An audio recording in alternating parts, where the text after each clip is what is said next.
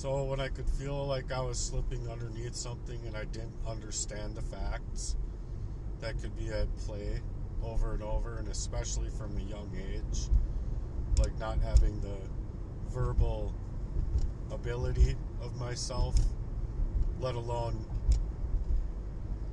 the vocabulary that I would have needed at the time to explain to anybody at all what was happening to me.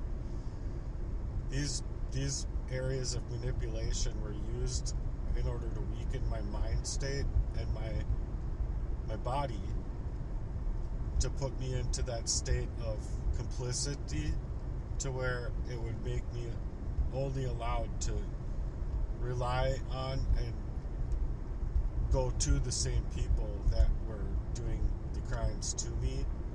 And if it was outside of the people doing these crimes to me, they wouldn't have the ability to see what was happening to me, or to have anything to compare me to.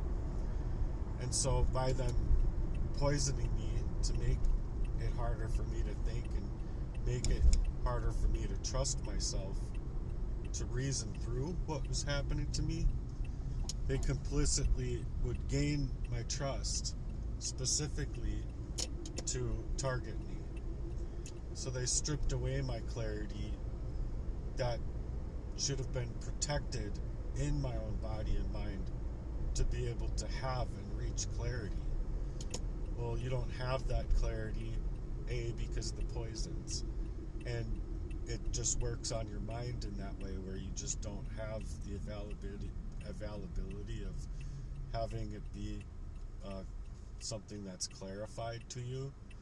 And so it should have been able to be available to me in my own mind and my mental capacity.